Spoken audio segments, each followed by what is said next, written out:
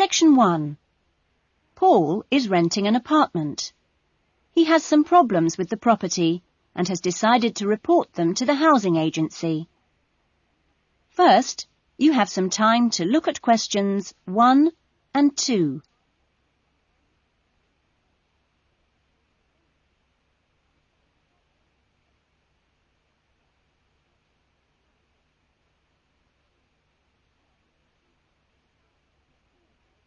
You will see that there is an example that has been done for you. On this occasion only, the conversation relating to this will be played first. Good morning, MIC House Agency. Good morning. I'm ringing about the problems I've been having with my apartment. Yes, of course.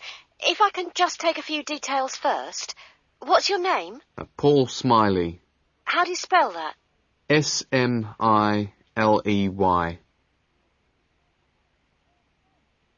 Paul's surname is Smiley, so Smiley has been written in the box. Now we shall begin. You should answer the questions as you listen, because you will not hear the recording a second time. Now listen carefully to the conversation and answer questions 1 and 2. Good morning, MIC House Agency. Good morning. I'm ringing about the problems I've been having with my apartment. Yes, of course. If I can just take a few details first. What's your name? Paul Smiley. How do you spell that? Smiley. Okay. And what's the address? Apartment 216 Rose Lane. Rose Lane. And that's in? In Newton. Oh, yes, I know the property. Could I just ask, how long is the lease? It's for 1 year. Huh? And you moved in? Last week, on 27th of June. Fine, thank you. Before the conversation continues, you have some time to look at questions 3 to 10.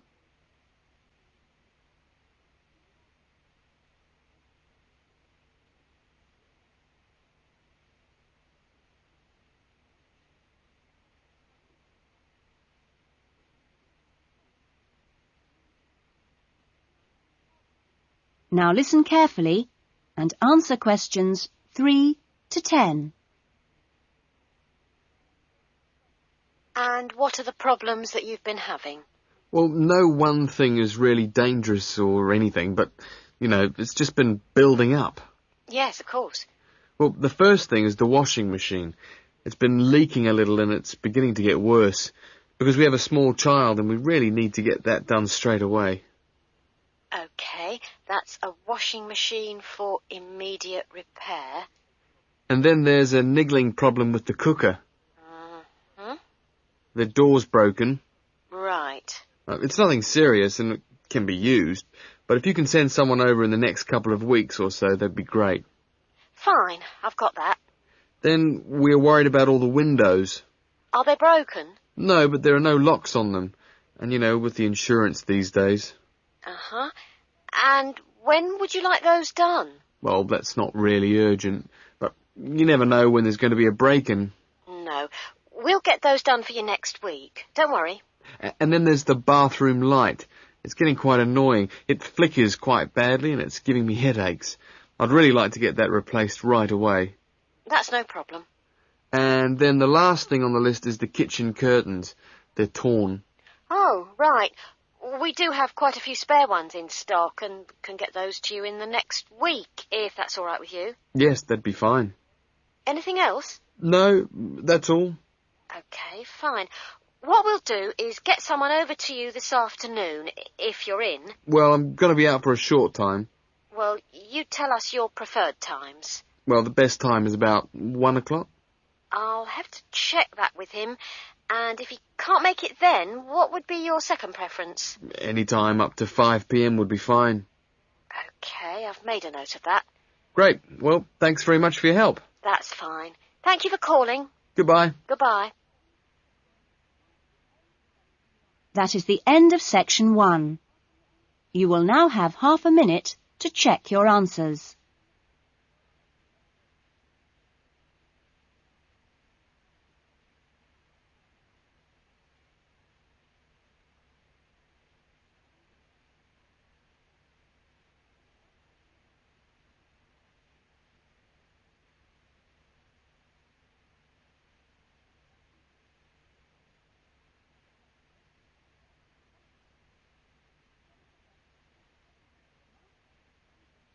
Now turn to Section 2.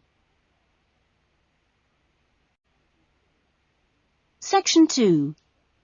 You will hear a recreation officer at a holiday resort telling the guests about their accommodation and the activities available. First, you have some time to look at questions 11 to 15.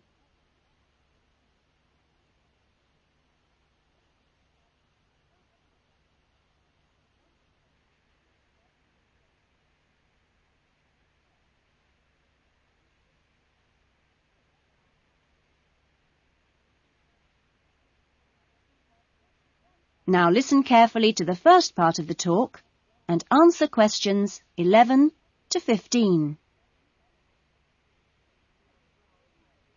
Great. Well, hi everyone. My name's Jody, and I'm one of the 4 recreation officers here at Rainforest Lodge.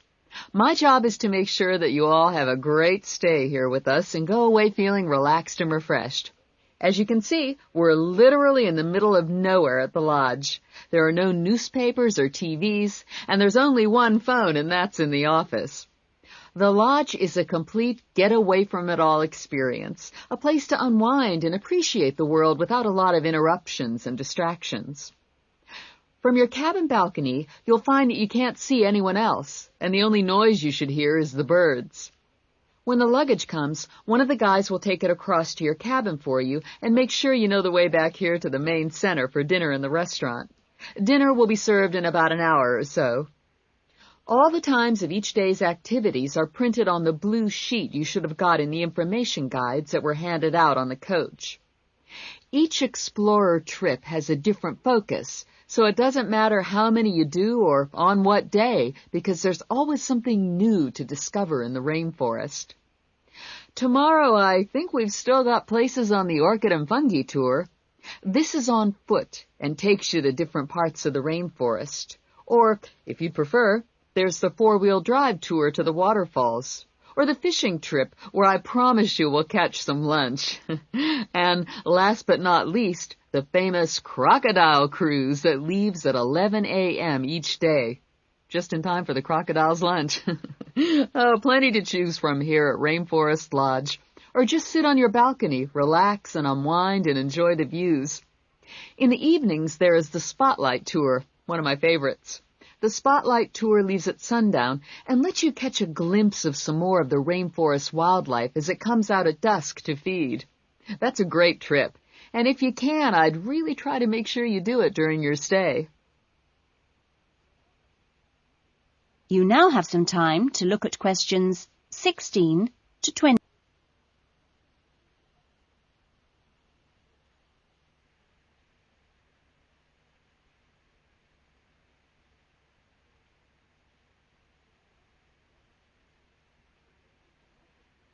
Now listen to the rest of the talk and answer questions 16 to 20. You've chosen to visit the rainforest in March, which is just at the end of the wet season, so you'll soon notice how well the waterfalls are running and also how damp the ground is.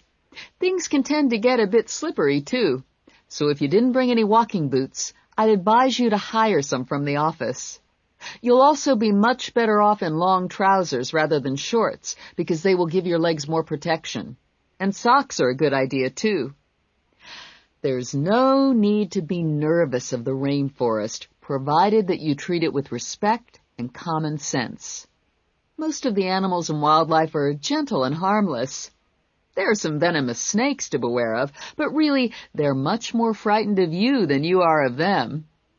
The other thing is that certain plants can cause irritation if you touch them with bare skin. Well, that's about all for the time being. The guys are here to take you and your luggage to the cabin. That is the end of Section 2. You will now have half a minute to check your answers.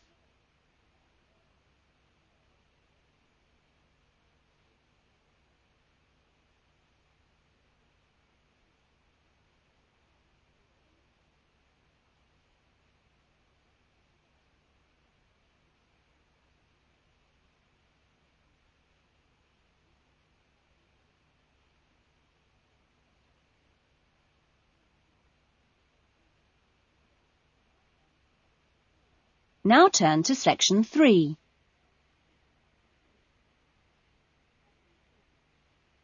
Section 3. You will hear a conversation between a counsellor and a student named John. First, you have some time to look at questions 21 to 25.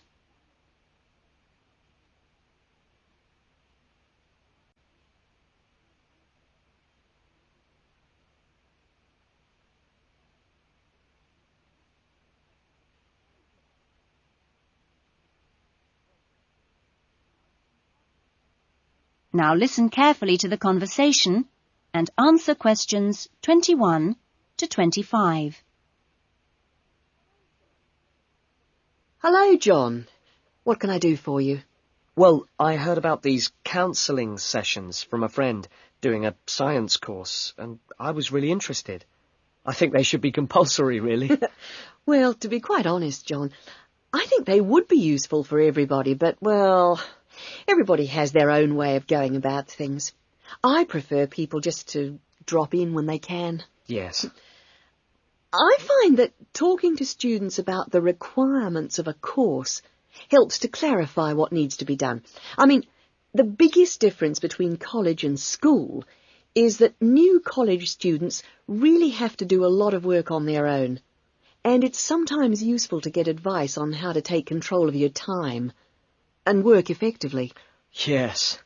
I mean, it seems like a very light workload until assignment time comes, and then I seem to be working all night sometimes. I'm not the only one. It's ridiculous. The resource centre is very good, but it closes so early. It's in the library, and so you think you could use it more. It's a real problem for me. Well, you're certainly not the only person in that position, as I'm sure you've found. It really comes down to using every available hour in a systematic way. If you do this with a plan, then you'll find that you still have time for yourself and your hobbies as well. Yeah. I've heard from Thomas that you made him a sort of plan like this, and he's going away for the weekend with all his work handed in, whereas I haven't even started. I need to find out a few more things about you first. I'll give you this form to fill in about your lectures and things before you leave. You now have some time to look at questions 26 to 30.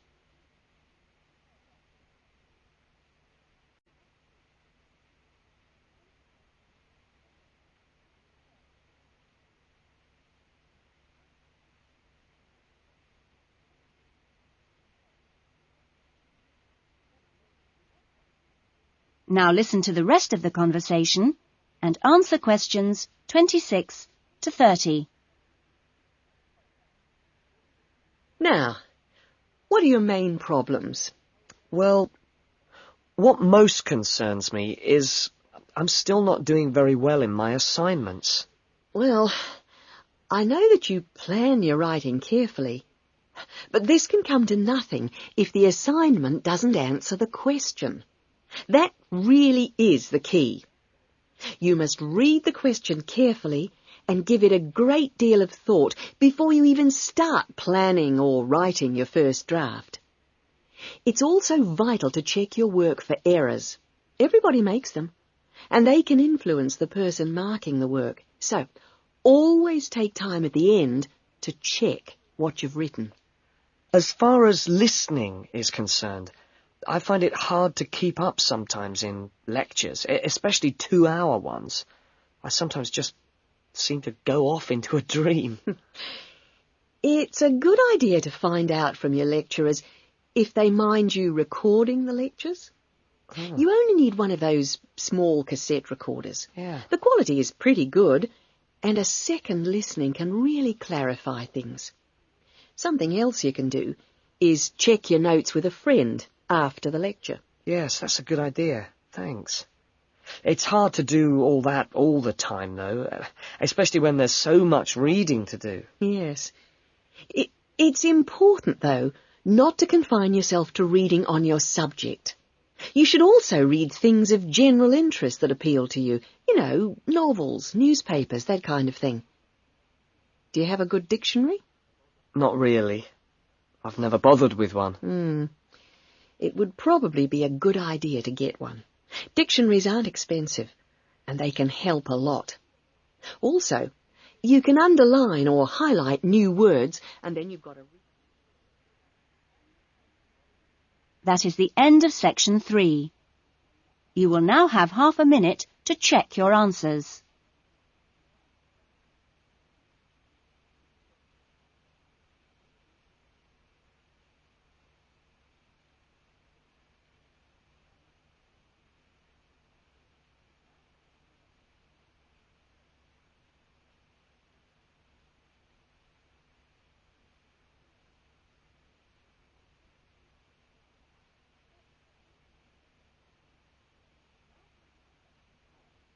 Now turn to section 4.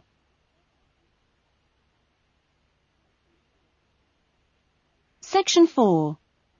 You will hear a student talking about his research project in a university tutorial.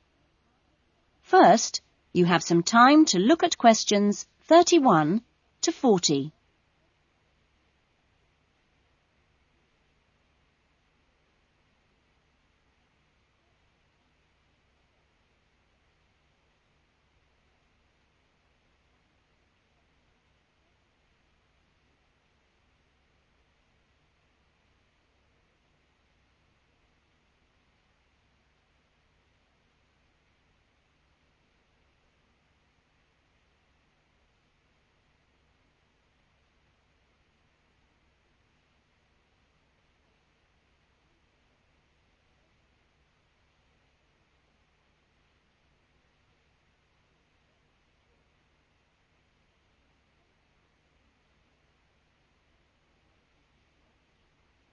Now listen to the talk and answer questions 31 to 40.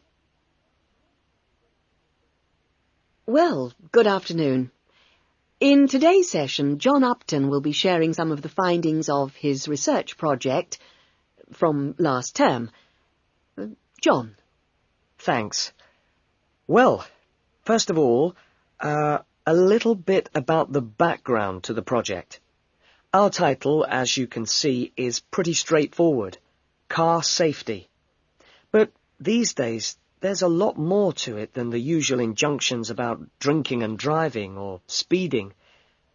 I'd been interested and horrified by several newspaper reports on what people call road rage. For example, the famous incident of a man getting out of his car in a car park and hitting the driver of a van who had overtaken him earlier. It seemed to me that there were almost as many serious problems when cars were parked, i.e. were stationary, as when they were travelling at 90 miles an hour. So I decided to make this the focus of the project.